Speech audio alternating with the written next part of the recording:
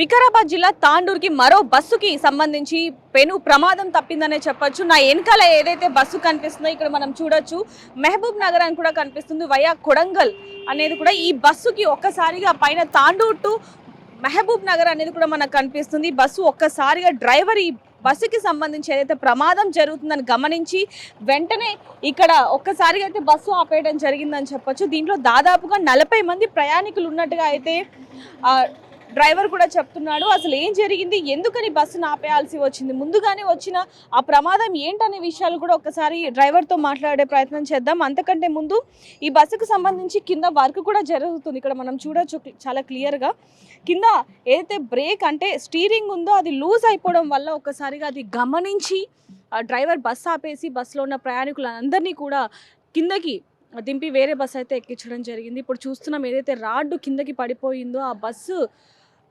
Repair చేస్తున్నారు. కానీ ఈ విధంగా రిపేర్లో ఉన్న బస్సులని మరి ఎందుకని ఈ విధంగా వాళ్ళకి ఇస్తున్నారు అనేది కూడా తెలియాల్సిన అవసరం ఉందని చెప్పొచ్చు.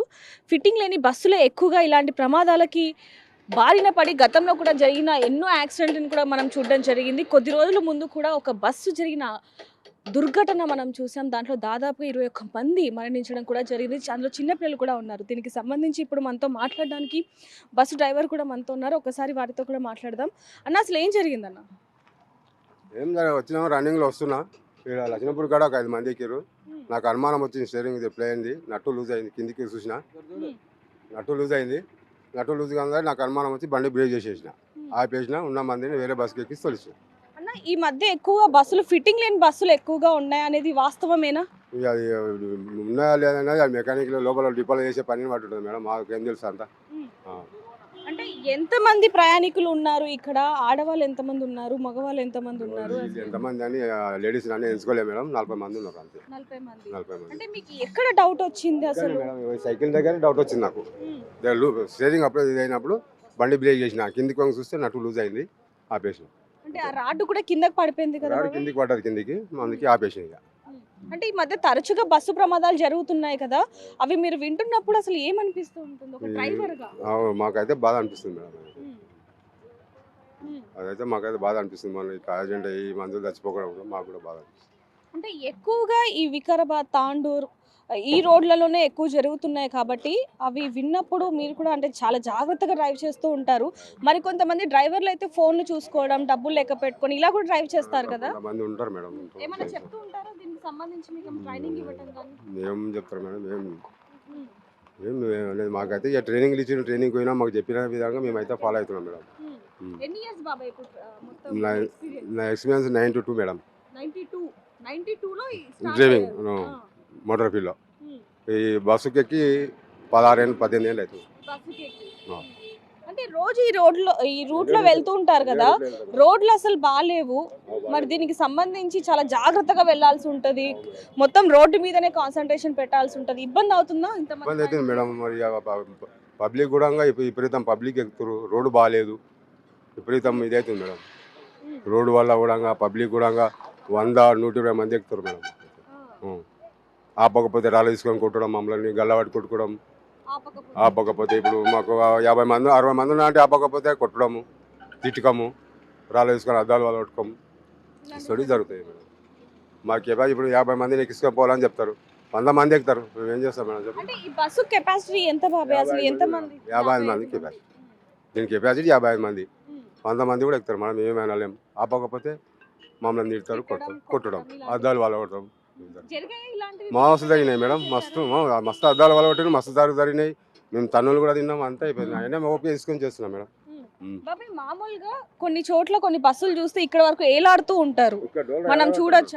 అవి డోల్ ఏలాడతారు మేడం, లేడీస్ కూడా డోల్ ఏలాడతారు, చెప్తే కూడా వినరు. ఏమనంటే నీదేమంది అంటారు. ఇట్లా జరుగుతుంది మేడం రోడ్డు మీద. సో మొత్తానికైతే ప్రమాదాన్ని పసిగట్టి మీరు ఆపడం వల్లనే ఈ రోజు ఎటువంటి ప్రమాదం జరగకుండా ఉందని చెప్పొచ్చు. మరి దీనికి సంబంధించి ఏం చెప్తారు? ఏం మేడం, ఆపినందుకు మాకు సేఫ్టీ జరిగింది, ఎవరికి పబ్లిక్ ఏం కాలేదు, సేఫ్టీగా వేరే బస్సు ఎక్కించడం తోలించాం మేడం. అంటే ఈ రోడ్లో చాలా మంది కూడా చాలా స్పీడ్గా వెళ్తూ ఉంటారు, అసలు బస్సులు ఎంత స్పీడ్ వెళ్ళాలి ఏంటి? మామూలుగా అయితే 55-60 మేడం పోలేదు, అంతే. అంతకంటే ఎక్కువ స్పీడ్ పోతే మన ఏంటంటే కంట్రోల్ కావు మేడం. దాన్ని చూసి ఎక్స్పీరియన్స్ ఉన్న వాళ్ళు దాన్ని చూసి దాన్ని బట్టి నడుపుతారు, దీని అనుభవం లేని వాళ్ళు అట్లే పోతుంటారు.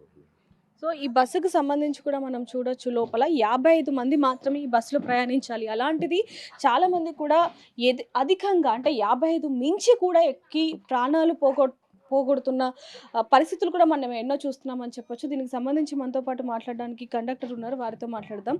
నమస్తే బాబాయ్, ఈరోజు ఎంతమంది ఎక్కారండి? మేడం తాండూరులో 35 మంది ఎక్కిండ్రు మేడం. 35 మంది టికెట్లు ఇచ్చి బయలుదేరినాం. ఇక్కడ చౌరస్తా కాడ జనాలు ఉండి ఆపినాం. ఆపి బయలుదేరి ఒక ఇద్దరికి టికెట్లు ఇచ్చిన బండి బ్రేక్ అయింది. గుంతలు నందుకేమో అందులో బండి బ్రేక్ అయ్యి డ్రైవర్ కిందికి దిగి చూసిండు, ఆపిండు. ఎవరికి ఏం కాలే. జనాలను వేరే బస్సులకి పంపించినాం. బండి ఆపుకున్నాం మేడం. అధికారులకు ఏమైనా ఇన్ఫార్మ్ చేశారా? ఎందుకంటే బస్సు స్టార్ట్ అయ్యేటప్పుడు అంటే డిపో నుంచి స్టార్ట్ అయ్యేటప్పుడే మనం అన్నీ కూడా టెక్నికల్గా అన్నీ కూడా చూసుకుంటాం. అలాంటిది అది చూసే ప్రయత్నం ఏమైనా చేశారు? అంటే డ్రైవర్ చూసుకుంటాడు మేడం బండి ప్రాబ్లం. మేము సంతకం చేసి టిమ్మిగిన అన్ని మంచిగా చూసుకొని మేము బయలుదేరినాం మేము వాడికి.